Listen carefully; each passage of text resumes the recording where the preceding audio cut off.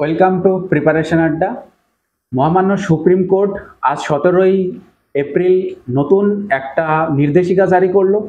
সেখানে যে 26,000 চাকরি চলে গেছিল শিক্ষক এবং শিক্ষাকর্মীদের, তাদের মধ্যে যারা শিক্ষক পদে ছিলেন তাদেরকে আগামী 31শে ডিসেম্বর পর্যন্ত স্কুলে যাওয়ার নির্দেশ দিলেন। অর্থাৎ তারা এই বছর পুরোটাই কিন্তু স্কুলে যেতে পারবে। এবং যারা গ্রুপ সি এবং গ্রুপ ডি পদে ছিলেন তাদেরকে কিন্তু স্কুলে যাওয়ার কোনো নির্দেশিকা দেননি, অর্থাৎ তাদের যে চাকরিটা কিন্তু আর থাকলো না, এমনটাই কিন্তু আজকের নোটিফিকেশনে জানা গেছে। আজকের যে নির্দেশিকা সেখানে আরও পরিষ্কারভাবে বলা হয়েছে যে 31শে মে এর মধ্যে নতুন নোটিফিকেশন জারি করতে হবে এবং 31শে ডিসেম্বরের মধ্যে কিন্তু পুরো রিক্রুটমেন্ট প্রসেসটা কমপ্লিট করতে হবে বলেই জানানো হয়েছে।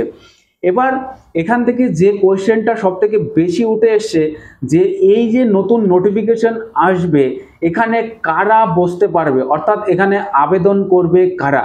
এখান থেকে বলে রাখা ভালো যে এইটা পরিষ্কারভাবে কিন্তু কোথাও বলা নেই।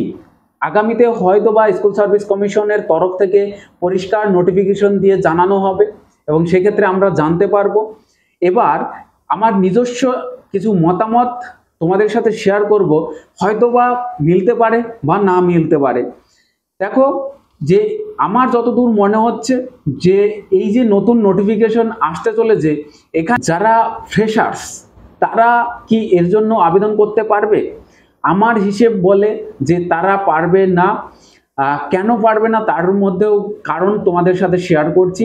দেখো, আর কেবলমাত্র যারা 2016 সালের নোটিফিকেশন অনুযায়ী পরীক্ষায় বসেছিলেন কেবলমাত্র তারাই কিন্তু এই পরীক্ষায় বসতে পারবে।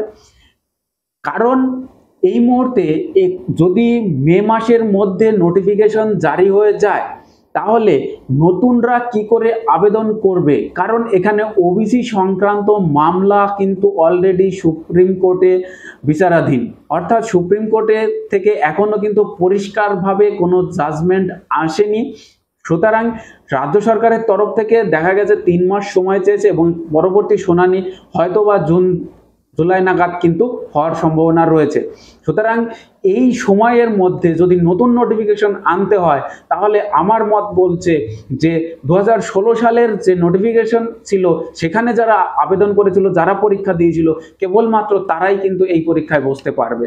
এবার পরবর্তী যে স্টেপ রাজ্য সরকারের তরফ থেকে, অর্থাৎ এসএসসির যে অফিসিয়ালি যে নোটিফিকেশন আসবে সেই নোটিফিকেশনে যেটা বলা থাকবে সেই মোতাবেক কিন্তু এটা হবে।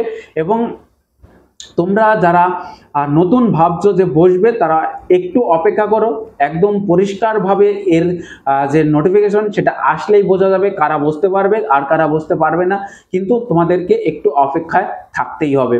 আর যারা পুরাতন আপনারা যারা চাকরি হারিয়েছেন তাদেরকে বলবো আপনারা আবার লড়াইয়ের মাঠে নামুন, কারণ আপনাদের প্রত্যেককেই গ্রুপ সি, গ্রুপ ডি এবং শিক্ষক পদে যারা আছেন তাদের প্রত্যেককেই কিন্তু এই পরীক্ষায় আবার বসতে হবে। সুতরাং যোগ্যতার প্রমাণ আপনাকে আবার দিতে হবে, আপনি আবার লড়াইয়ের মাঠে নেমে পড়ুন, আবার পড়াশোনা শুরু করে দিন। আর আমাদের চ্যানেলে আপডেট পাবেন, প্র্যাকটিস সেট পাবেন, তার জন্য চ্যানেলটাকে সাবস্ক্রাইব করে আমাদের সাথে জুড়ে থাকুন পরবর্তী আপডেটের জন্য।